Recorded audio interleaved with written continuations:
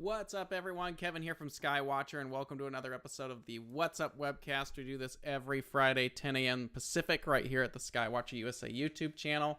We cover everything from what's up in the nighttime sky to equipment to helpful tips and tricks. And of course, at the end of the month, we have a special guest to talk about their specialty in the field of astronomy. Last week, we had Simon Tang on talking about solar imaging, which was actually a pretty cool episode if you didn't get to watch it. It is recorded. Go back and check it out because we were doing live solar imaging with Simon's pretty impressive solar setup. So if you want to know about solar imaging, that was a pretty good episode to actually go back and check out. Now, if you like what you see here at the What's Up Webcast, like I said, we do this every Friday. Today is July 7th, 2023 is when the episode aired.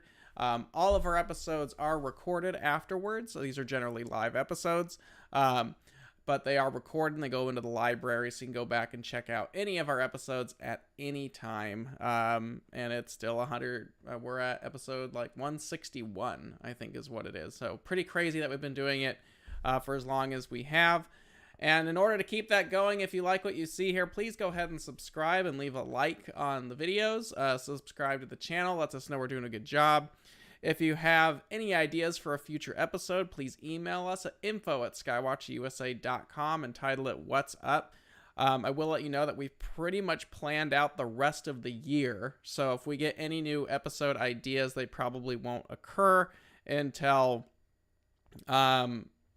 next year at this point, because we've pretty much booked all the slots to the end of the year, unless there is a change of pace. All right. If you want to stay, I'm all over the place. If you want to stay up to date with what's going on at Skywatcher, we are starting to run sales again too. I'll talk about that in a little bit. But you can go over to skywatcherusa.com, go over, hit the subscribe and save button up at the top of the website. That'll put you on our email list. That'll keep you up to date with every week's episode for what's coming up on the webcast. If we have sales, we also have a monthly email blast and all that kinds of fun stuff there. If you also want to support the webcast, please go to skywatcher.threadless.com. We have all kinds of cool swag and all kinds of other stuff. All of this goes to help support our channel here and keep it going and allow us to advance and do new things. So those are just a couple different ways you can support what we do here, and we definitely appreciate that. Another couple announcements. If you have nothing to do on October 14th for the annular eclipse and you're in the Arizona area, you can come to Seoul. We did this last year. We had all kinds of vendors there. I don't think we're going to have many vendors this year because everyone's doing something different for the solar eclipse. But if you have nothing to do and you want to come hang out and see a spread of solar equipment that'll be available, you can come out to Seoul Saturday, October 14th. The times are probably going to be adjusted to a little bit later. It'll still start at 8 a.m. because of the eclipse. But at this point, if you want to go and check any of that out, you can come out and hang out with us. And by the way, it will go a little bit longer. We're trying to work out the details there. But if you want to head on out, check it out, and we will see what we can do for that. Let's see. Okay, moving on. Let's see. So let's start out with the brightest object in the nighttime sky is the moon. So full or new moon for the month is actually July 17th, so middle of the month.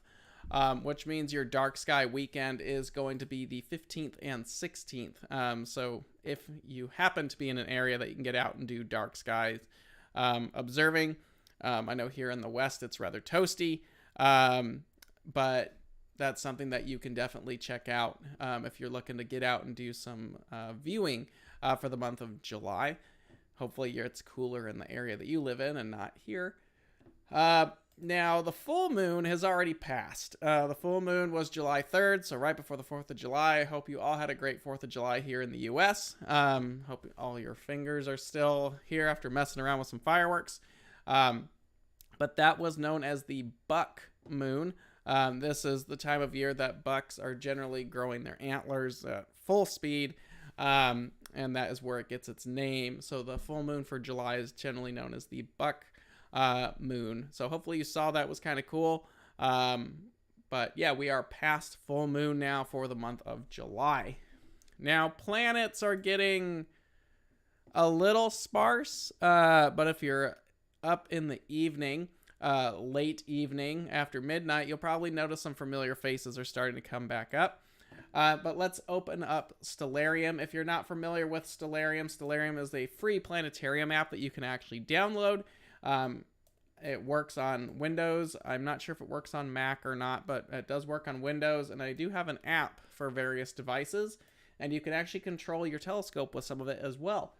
So it's a pretty cool application, but it's kind of the app that, or the program of choice that I like to use because it's very user-friendly once you get used to it, and it's pretty nice little software for what it is.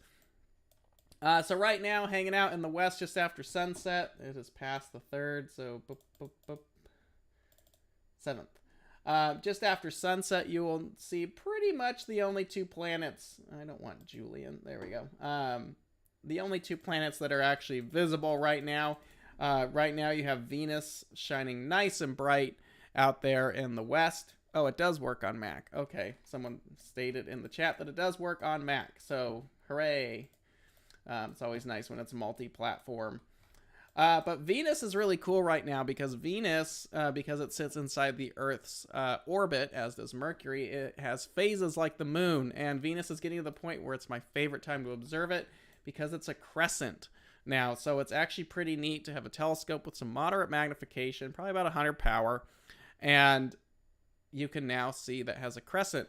That's my favorite time to actually look at Venus, just because it looks a little bit different than just a planet. There's actually some phases to it, which is pretty neat. Now, right next to Venus is the planet Mars.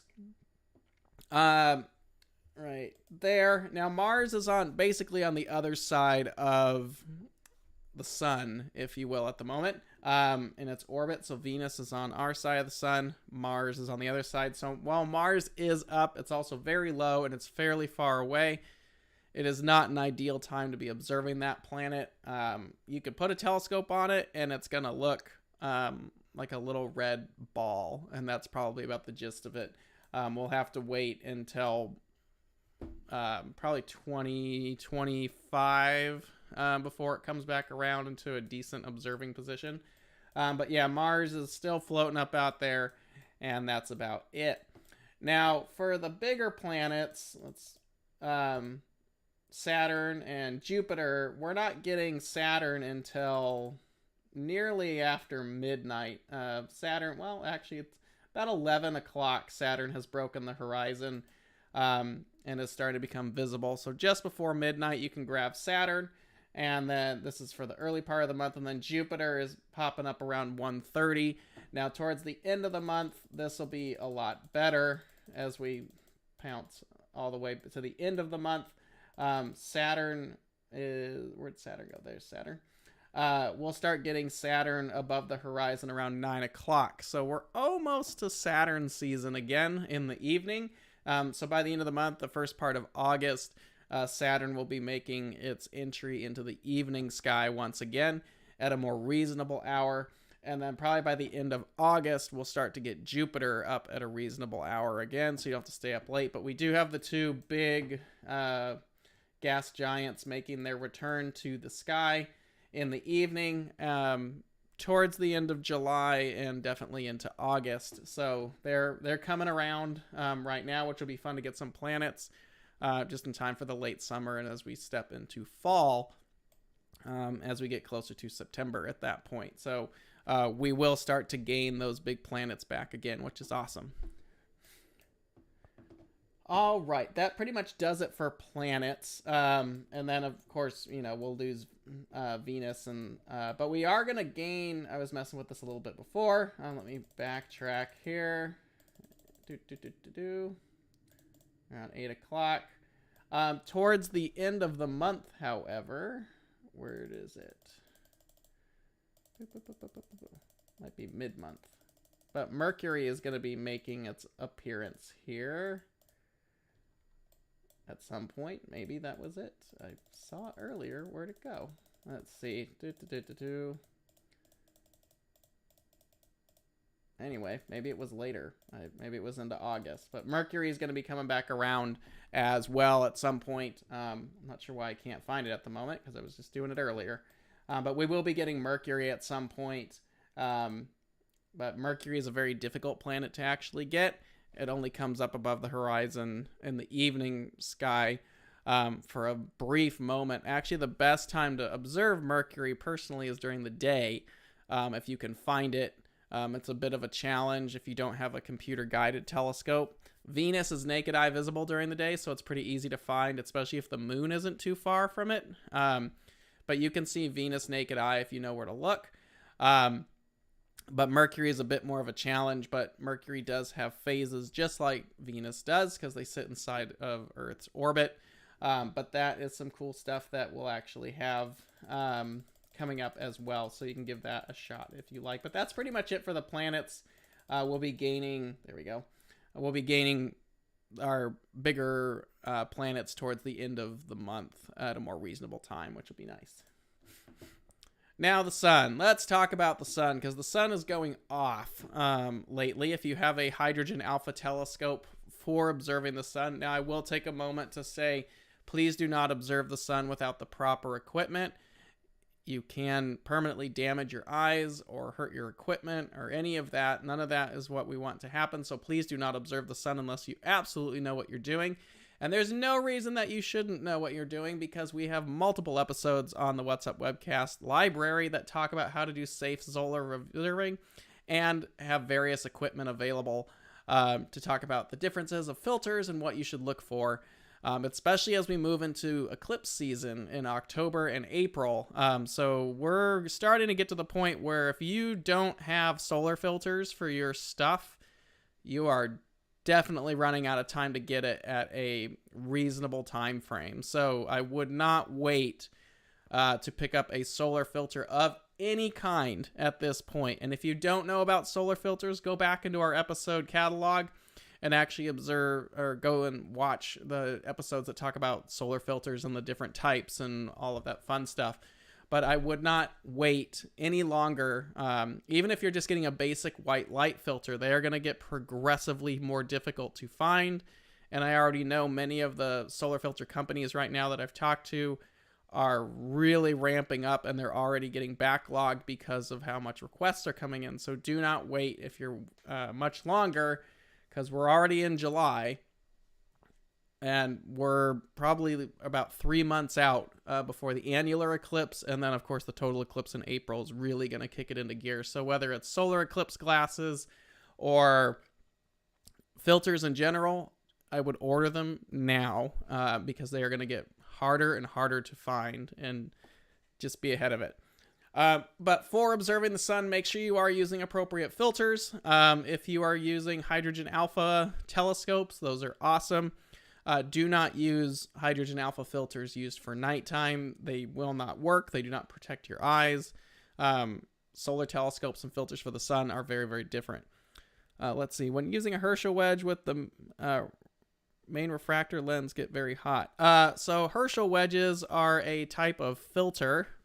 I have one, actually. I got my brand new Herschel wedge. Where is it? Hold on just a sec, because this is a question I'd like to touch base on.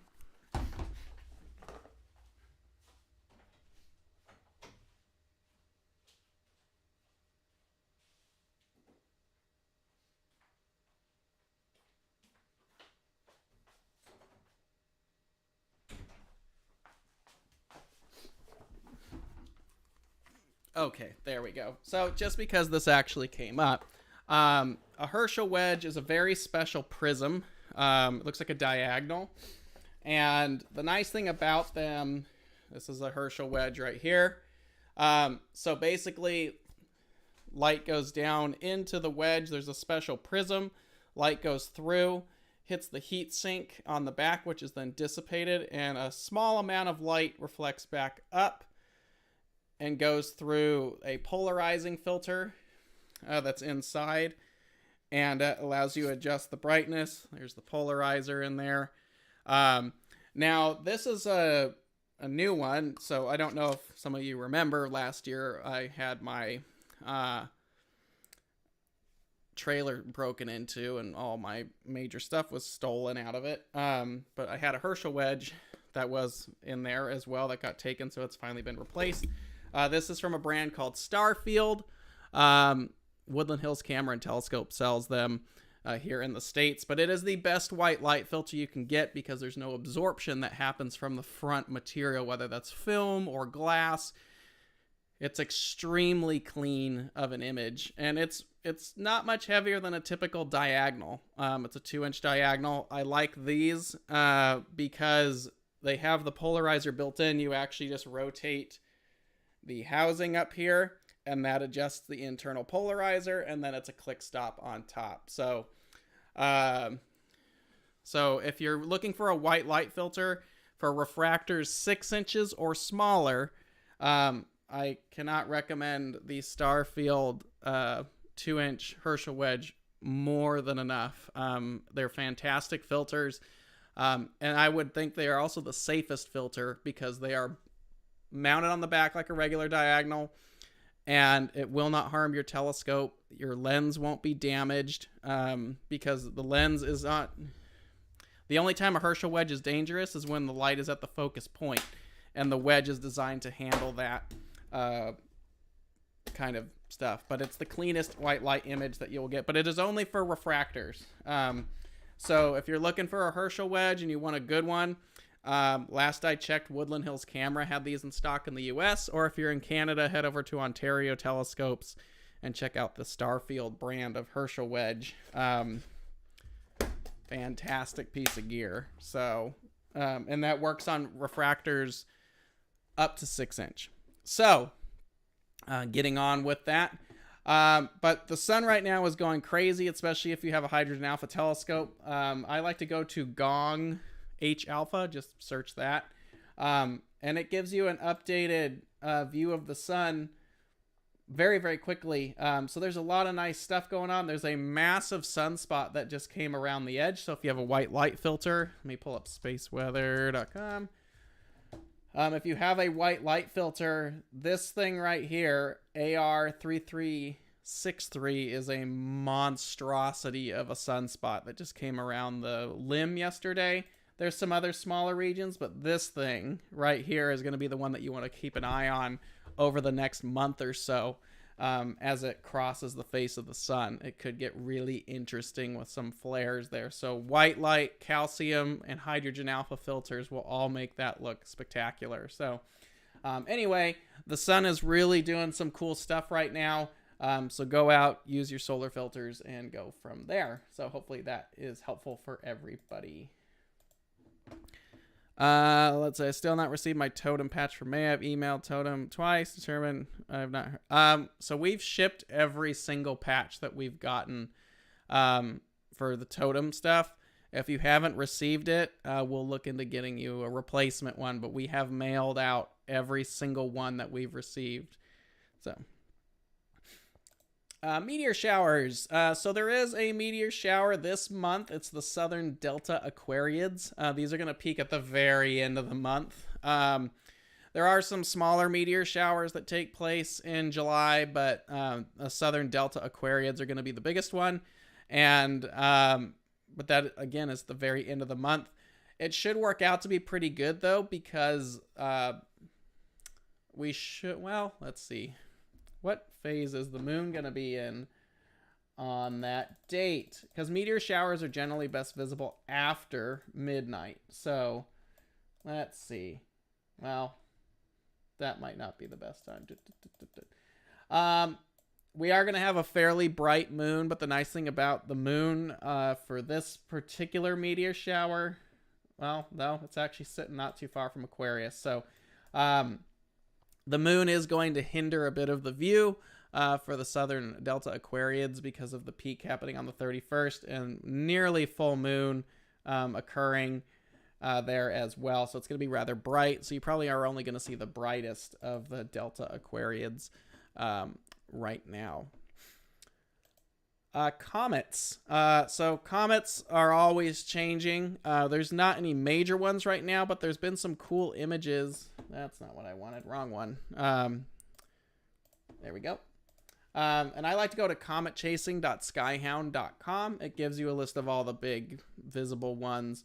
But I believe it's this guy right here. C2023 E1 Atlas has been putting on kind of a cool show, as it's not a big comet by any means, but it's been moving through some interesting targets as it goes through Ursa Major right now, or Ursa Minor. You can go to the Finder chart. There it is right there, but it's gone near some pretty interesting objects in the last few weeks. I've seen some cool images about it.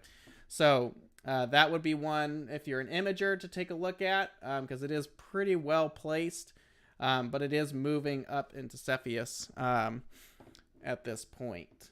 So that's where I like to go for comets. If you want to learn more about comets, you can go to cometchasing.skyhound.com, but it gives you a big list of all the various comets that are interesting right now, or comets that are going to be possibly interesting moving forward. Let's see, there's a question here. Which would you rather use, H alpha or Herschel wedge? Both, actually. For observing the sun, I like to use multiple filters. H alpha is very dynamic. It shows you the prominences and all the detail on the sun. And then the Herschel wedge is a white light filter. So it shows you the surface of the sun, and the sunspots are a little bit more pronounced with the Herschel wedge. So it depends on what you want to observe. If you want to see prominences and a lot of the really major active areas, H alpha would be the particular filter of choice for observing that on the sun. And if it's more sunspots, then a Herschel wedge.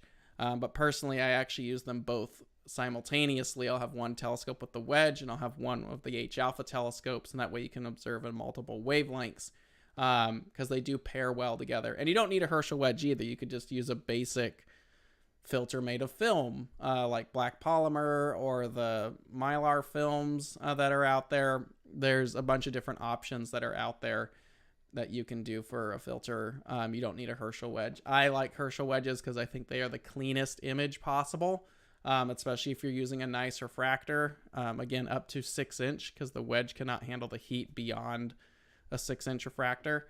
And you can only use them on refractors because they are relaying the light, unobstructed light, all the way down. So you can't do that on a Schmidt or anything like that, only a refractor. But I do like the Herschel wedges the most. So I'm glad to finally have a replacement for the one that's gone. So when using a Herschel wedge, will my refractor lens get very hot? No, that's a very common question on Herschel wedges. I have to do a video about Herschel wedges. There's a common misconception that a Herschel wedge is going to heat up the telescope, and you will get heat inside the telescope, but the wedge is designed to dissipate that with vents and other heat sinks and stuff like that, depending on who designed it. But the lens of your refractor will not get hot. The only time that you really feel the heat when using a Herschel wedge is when you get to the focus point at the back of the telescope. That's the only time the light is actually dangerous, because it's concentrated. The light that's on the lens itself is no different than the sunlight that's hitting your skin. It's not focused. It's just standard sunlight that is hitting everything else around you. So the fact that the light is hitting the lens and the lens is focusing that light, you won't have any danger or damage to the telescope unless you're at the focused point where all that light is being concentrated. And that's exactly where the Herschel wedge is, to handle that buildup. But the lens itself is perfectly fine. I have been told to stay away from oil-spaced refractors in the past from various manufacturers of solar filters. I've been told to avoid an oil-spaced, like a triplet that's oil-spaced, because the oil can expand and contract during the heat of the day. So it's probably best to use like a air-spaced optic. There's not very many oil-spaced optics on the market anymore anyway. But that is what I've been informed in the past. And Petzvals are something that you probably want to pay attention to when using a Herschel wedge, because their light is getting focused down the tube, and a Petzval refractor has rear elements in it that might cause some problems as well. But I have not used one on a Petzval before. I know they work, but I don't think it is recommended at that point, just because you are focusing that light down. in there. So hopefully that's helpful. All right.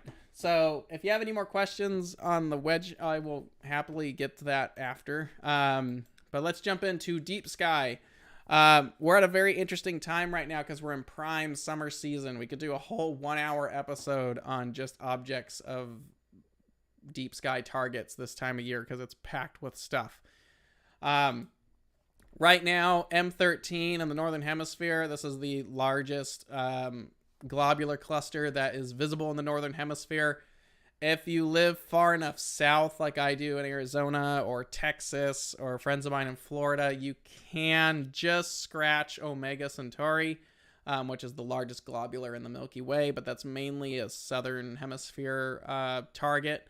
But we can barely get it where I live.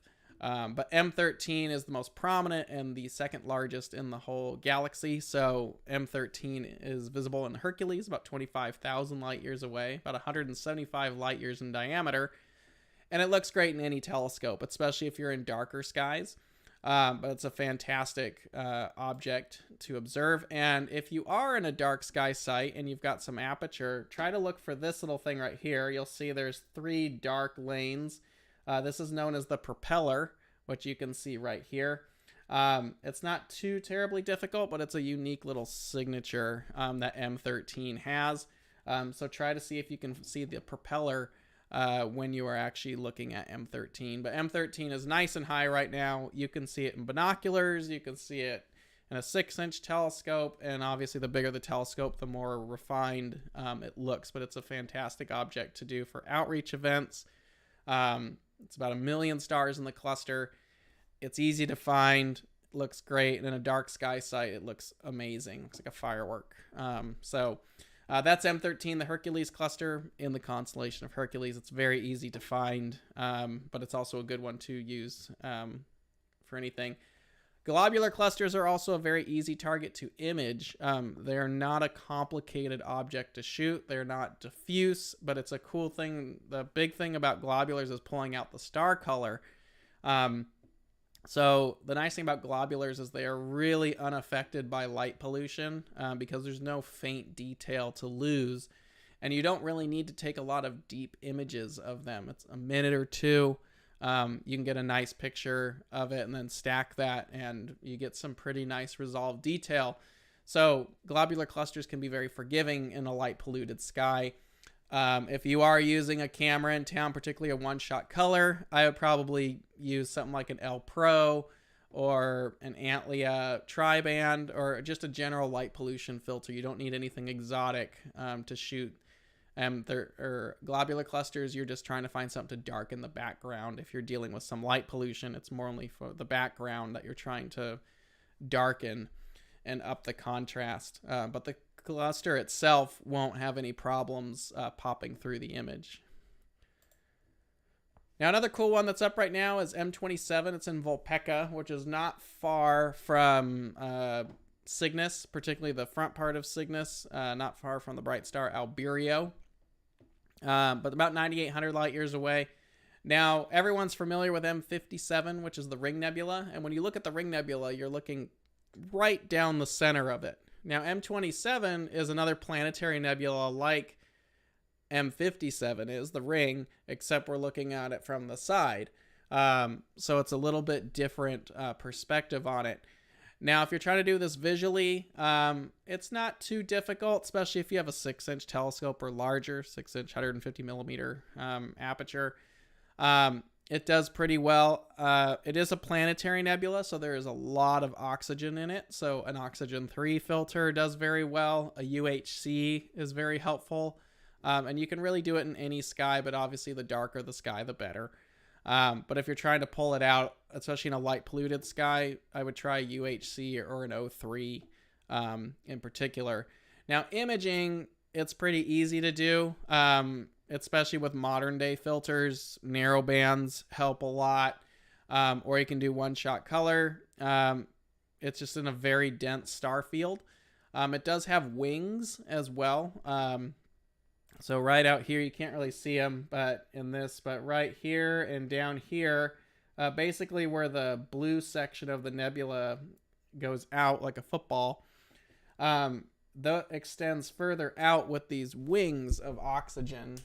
So using a nice oxygen 3 filter and some deep exposures, you can pull out the wings of M27. That was a totem target that we did last year, which is a bit of a challenge, but that's kind of a cool feature of M27.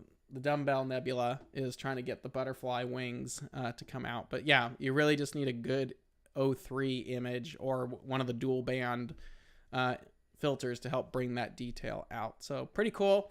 But that's M27, the Dumbbell Nebula, another fantastic object this time of year. Now, high overhead in the constellation of Cygnus towards the end of it is a really unique target that's honestly overlooked quite a bit, and I understand why. Cygnus is packed full of nebulas like the North American Nebula, the Veil Nebula, the Crescent Nebula, the Sadir region. There's the whole freaking constellation's practically a nebula at this point. But off the tail, not far from the star Deneb, off the tail of Cygnus is IC 5146, which is best known as the Cocoon Nebula, which is this right down here. But if you offset the Cocoon and do a wide field shot, it has this big trail of dust that follows behind it, and that is Barnard 164. So there's Dark Nebula plus the Cocoon Nebula. Now the Cocoon is very dense in hydrogen, so an H-beta filter would probably be my recommendation if you're doing it visually. If you don't have an H-beta filter, you can also use a UHC, because UHCs do pass H-beta lines, as well as a bunch of other stuff as well. UHC is kind of the filter that does it all as much as possible. So it doesn't isolate particular wavelengths like an oxygen 3 does or an H-beta, but a UHC allows all those wavelengths to pass through while seriously filtering out some of the bigger light pollution culprits at that point. But because there's so much hydrogen in this particular object, H-beta would be the ideal filter to go after the Cocoon. Also looks awesome in night vision with H-alpha and a decent scope. But if you want to image the target, as you see here, you're going to need a very wide angle lens, probably like a 135 millimeter lens, or just a telescope that's got a big old field of view. Especially if you want to get not just the Cocoon, but the tails that come off the Cocoon, which is Barnard 164, those dark nebulas that actually obstruct the dust and various hydrogen and clouds that are in this particular region of Cygnus. But that's a cool one to go after as well. This was taken with a Starlight Express 694 mono and a Canon 200 f2.8L lens. And it came out pretty good. I think this was done with a hydrogen alpha filter as well and just shot in monochrome, no other color or anything like that. But that's kind of a off the beaten path target, so something to kind of go after, especially if you're trying to get the dark tails that come off of the Cocoon. It's a pretty cool set there. Now, this object was actually introduced to me. I've seen it before, but Grand Canyon this past June, last month, I had the opportunity to actually observe this target. This is NGC 6302, also known as the Bug. Now, the Bug Nebula is a very unique planetary nebula, and it's small. And one of its big things is it sits way down in the tail of Scorpio, which, let me back up here. Whoops, there we go. What time is this? Too early. There we go. So the Bug Nebula is right in here. Are they going to actually have it, or do I have to search it? Probably going to have to search it. NGC 6302. Boop. There we go. So this is where the Bug Nebula is. It's actually right off the Cat's Paw, which is also a fun target to see in Scorpio, or Scorpius, whatever. There's the Cat's Paw. I believe this is the Lobster over here. And then right next door is the Bug Nebula, NGC 6302. Oh, it's a sharpless target too. Sharpless 6. But the Bug is a very unique planetary nebula. Now, the Bug is really kind of neat to see in a telescope, especially if you have access to the night vision or larger, because it looks exactly like this picture. You can actually see the two different lobes in the detail in there, especially if you're using a large Dob. Now, the observations I was doing was with a 28 inch telescope plus the night vision, and it looks just like this. It's a very cool thing to see. It's weird to see a nearly 30-inch telescope like almost horizontal because it's very low target, but it would be an interesting one for anybody to try and observe. Darker skies, probably larger aperture. Because it is a planetary, I would recommend O3 or UHC. You could probably image it pretty easily with narrowband, particularly in oxygen or hydrogen, but it is small, so you're going to have to be aware that your focal length is probably going to have to be in 1,000 millimeter plus with a high-res camera matched for that. But that is the Bug Nebula in Scorpius, so that's a cool one to go after, especially if you have a larger instrument for visual. It'd be a good one to actually try out and go for it. But if you have night vision, it really makes a difference because all the hydrogen that's in there really glows quite a bit. So that's a cool one to go after. I have not shot it, so big image credit has been provided because I'd track down an image to showcase it. But that's a very cool one to go after as well and see what kind of detail you can pull out of it. But it does sit way low in the Scorpio's tail. So for our friends in the northern part of the country or northern latitudes, you're probably going to have a pretty difficult time getting it. Here in Arizona and the south portion of the United States, it is high enough to probably get it for a couple hours, but your window is very small to actually image it. So this is probably a target that you'd want to shoot multiple nights to get the detail that you need because you're only talking a few hours. Now, another set of exotic targets. There's actually 15 of these scattered across the sky. These are the Palomar clusters. The Palomar clusters are a challenging collection of fairly diffuse globular clusters. Now, like I said, there are 15 of them scattered across the sky, and some of them are fairly easy, like Palomar 8, which I believe is in Sagittarius. That's pretty easy to see. There's a collection of these that are very easy to find, but it gets more difficult when you start talking about Palomar like 13 is very, very difficult. You're going to need a 20-plus inch scope to actually catch it because you can easily run over it, and there's not a lot to it. But if you're looking for kind of a challenging set of objects to get, I would recommend jumping on the Palomar clusters. Like I said, there's only 15 of them, so it's not a long catalog to complete, but it's a challenging catalog to complete because some of them are very difficult objects. It'd also be a fun one to do imaging as well. It'd probably be something that you could knock out in a night if you automated a system to do it. They do stretch across various constellations, but they're best done at this time of year because a lot of them are visible when the core of the Milky Way is actually up. If you're imaging them, again, it's like any other globular cluster. You really just need exposure time. There's no filter that's really going to do much for you. Maybe a light pollution filter will help you up the contrast if you're shooting from a light polluted area, but even an H alpha filter would be great if you're only shooting in black and white. Same thing for color cameras. There's really not a lot to them.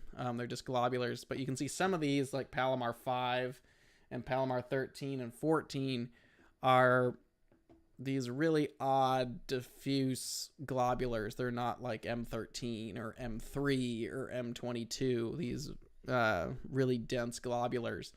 The Palomars are going to be a little bit more difficult. But some of them like Palomar 8, Palomar 7, Palomar 6, they're fairly dense and in fairly dense star regions, so they're easy to see. So you can scratch a couple of these off very quickly, but then there's a handful of them else that are more difficult. Are they in the SynScan app? I don't know, actually. That's a good question. I know they're in Sky Safari. I would be surprised if we have them in the SynScan Pro app. just because they are kind of an odd collection. We don't have them in there because the way it's all organized. You might have to put in the locate the RA and deck.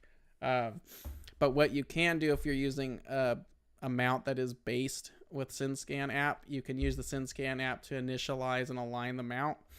And then you can move over to like Sky Safari Pro and control it from there. And Sky Safari Pro will have the Palomar clusters in there. So there is a way to do it if you're looking for it. But if you're looking for a challenge and you're looking for a challenge that's not like the Herschel 400 where there's tons of objects, you only have 15 of them, the Palomar clusters are a good one to go after. And this time of year is about the time you want to start going after them because a lot of them are in that summer fall set of constellations. Your mileage may vary, but there you go.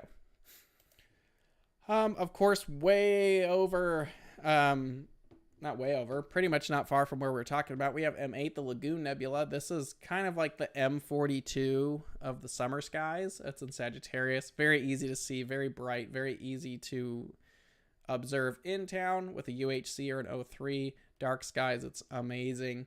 It does great with narrowband and one-shot color cameras as well.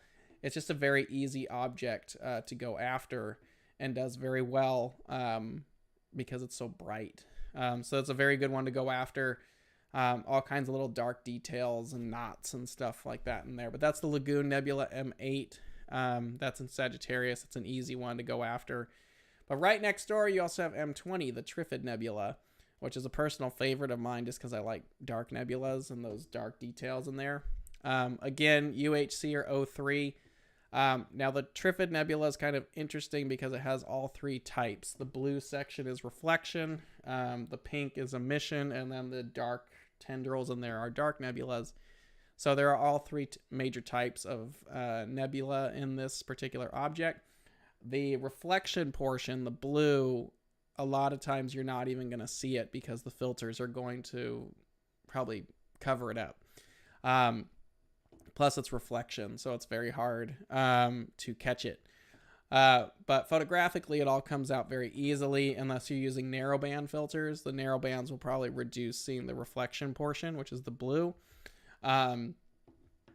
But one-shot color and just typical detail. And there's a lot of other detail in here. If I were to go longer, put some more hydrogen into this, there's a lot of detail that you can actually pull out of this particular object. There's a lot of cool stuff sitting around the Trifid, and it makes a good target to do a mosaic with as well, if you can actually do that. I've got it floating around here somewhere. Let me see if I can pull up the mosaic that I have of the two where we just stitched them together. It came out pretty cool. Here we go. And a wide field optic can do the same if that's what you're looking to do, but it is pretty cool to do a mosaic. So here's the mosaic of the two put together. And I wish I would have done a couple more frames because you can see up here that the lagoon actually has this tail of nebulosity that comes off and up and around. That's actually cut off up here. So I wish I would have added 2 more frames to this to actually pull that out. But there's all kinds of nebulosity in here that you can actually get if you spend some more time, especially if you're imaging with like narrowband filters like hydrogen to bring some of that out. So it'd be an interesting thing to sit on here longer or with a wider field optic and catch that whole field of detail that's hiding in there. But yep. The lagoon and the Trifid's a very complex region. There's a lot going on there. So it's a fun one if you want to keep doing mosaics or a wider field setup that's going on in there. So let me pounce through here. There we go. Now making it down into Scorpio, you have Pi Scorpii, which is a very bright star in the claws of the scorpion. It has this very faint reflection nebula in there. There's a lot of hydrogen in here too, so adding a little bit of H alpha into here is also pretty nice, but it's very faint. You might have a difficult time actually seeing it visually, but it's faint, very delicate. Photographically, this would be a dark sky target away from city lights because, again, like I said earlier, it's very delicate. And being that's mostly reflection, there's not really any filter that's going to help you out. A hydrogen alpha filter would help bring out a lot of the hydrogen in the region, but this delicate stuff over here is going to be a hard one to get in town. So this would be another target outside. Also not far from that region is Rho Ophiuchus. This is an amazing part of the sky. You've probably seen a lot of it, about 460 light years away. Visually, I would just say good luck. It can be difficult to see this. If you're in a really, really dark sky site, you can see the Pipe Nebula, which is this section right here, these long streamers of dark nebula. You can see that naked eye on a very good sky. It's going to be kind of faint, but you will see in the Milky Way that there's these ribbons that run through it. But there's all kinds of cool stuff in here. You have the blue horsehead up here. You have reflection, all kinds of cool colors. There's Antares and M4 lighting it up. So it's got all kinds of detail. This was shot with a Canon EOS R and an 85mm prime lens. About 30 minutes of exposure time. It's not a difficult target to shoot. Realistically, the difficulty of this is making sure you get enough time on it, because a lot of the detail in here is very faint. So from an equipment standpoint, you really don't need anything fancy. What you do need are very good, dark, very transparent skies. That is the trick to Ophiuchus. Rho Ophiuchus. So it's my favorite region of the sky because there's so much color and very dynamic. But you want to make sure, A, you've got a wide field target, and B, you've got dark skies to catch it. Narrow band's not going to do it, and you're probably going to have a hard time getting a lot of this from dark skies or from light polluted skies. But this was shot at Grand Canyon last month, just off the shelf camera gear and a AZ EQ6R. I just used it as a big star adventure essentially and shot it. Of course, the Milky Way this time of year is the big one. If you're going out to dark skies, try to shoot the Milky Way. Now, I will say that there is a ton of air glow happening right now in dark skies. You see this green tint here at the bottom. That's air glow. And from dark skies, you can actually start to see it naked eye. If the skies are good, they look like clouds that aren't moving. They're very apparent in night vision because night vision peaks in that particular part of the spectrum. But this is a very cool thing to see because the sun is active right now. Air glow is much more defined right now, so you probably have a good chance of seeing it from dark sky sites because of how active the sun actually is. So that's air glow. If you're shooting the Milky Way, you're going to see that air glow probably close to the horizon. But that is another stacked image from Grand Canyon last month with the Milky Way. There's Rho Ophiuchus and the Pipe Nebulas and all that stuff in there. Lots of detail. And then, of course, the air glow. So pretty cool stuff right there. But that's pretty much it for what's up for the summer as far as objects go. So let's jump into target of the month, or totem. If you're not familiar with totem, here's the rules. You must provide the image by the end of the month. You cannot use data that's outside of the month during that target's time. We need your name, equipment, image specifications, mailing address. If you're in the US, if you're in Canada, we also need your email and phone number, just how it is for shipping. And we also need a FIT file or a RAW file, or whatever your automated telescope spits out as a subframe, so we know that it was taken during the month. If you do send us stuff that we find out that you've taken outside, then we won't send you the patch. Now, the patches do change every month, or I'm sorry, every year. This is the 2023 patch. It's hard to believe we're already halfway done with this patch. At the end of the year, this patch will be discontinued and the 2024 patch will come in. We're already designing the 2024 patch. There is the 2022 patch as well. Those are actually going to be harder to find because we only did totem for August, September, from August to the end of the month, end of the year. in 2022. So the 2022 patches are a little harder to find. I'm sure many of you already have multiple 2023 patches. I'm not sure what you do with them because a lot of you participate every month and we send you the patch. So hopefully you enjoy having 12 patches. But yeah, that is the patch that you'd be receiving this year if you complete the totem target of the month. Now, June, we did Abel 39, which is in Hercules, a very cool little planetary nebula. And it's not a particularly difficult target, but it is a very off the beaten path target. But you guys did some really nice stuff this month. So thank you to everyone who participated. It just looks like a bubble floating out in space, and it's very active in oxygen.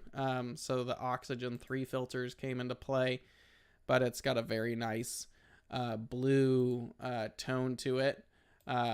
So thank you to everybody who did it, especially because it's it is kind of a difficult target to get, but there's some pretty cool images that were taken in here. So you all did a very nice job on it, and we appreciate you guys sending all of that in, especially for a target that's very difficult. So we'll get that all done. Let's see. Question about the fit raw file. If they are too big to be transmit online, emails, download link. Yeah, we understand that fit and raw files are very large files. A lot of people just do like a download folder or a link to where we can download it just to check it. But yeah, that's totally fine. A lot of people do that when they send that in. I don't image, but can you send me a patch? No, the patches are only for the totem thing. I would love to do a visual target of the month, but then there's no way to verify that you actually did it. So astrophotography is the way to go. Now, so you know, the July target is probably going to be one of the hardest targets that we've ever done. This is the blue horsehead in Scorpius. This requires very dark skies. It's reflection nebula, so there's no filter that's going to help you. So I look forward to seeing what you guys can do with this, because I know a lot of you shoot from a light polluted location. This target's really going to be difficult. So I will be curious to see what you guys get. It's also fairly large. So this is where the telephoto lenses like a 135 or 7200 are going to come into play, or mosaic or very short focal length optics. So I'll be very curious to see what you guys get. I'm looking forward to seeing what you guys are able to pull. But yeah, this is probably the most difficult target that we've done to date, mainly because there's nothing you can do other than pound away at it. So yes, good luck. I wish you the best. That's pretty much it for this month on the What's Up Web, or this week on the What's Up Webcast. If you like what you see here, please go ahead and subscribe. If you have an idea, email us at info@skywatchusa.com and title it What's Up. But that pretty much does it for the July night skies. Next week, we're going to be doing understanding aperture, and we're going to approach this from both the visual and the photographic side. So it's going to be kind of an interesting conversation. But yeah, that is going to be next week's episode. So you can tune in with us next Friday, July 14th at 10 a.m. right here at the Skywatch USA YouTube channel. We are getting closer to that 10,000 mark for the subscribers. So if you can tell your friends or any of that, please subscribe. It does help the channel out. We appreciate it quite a bit, and help us get to that 10,000 mark for subscribers. We're not that far away. But that's it for What's Up for July. I hope you guys have a great time and a great weekend. Please stay hydrated out there, because it's quite toasty and hot depending on where you're at. But thank you very much for hanging out with us this Friday. We will see you guys next Friday. Have a great weekend, clear skies, and talk to you guys later. Take care. See ya. Bye.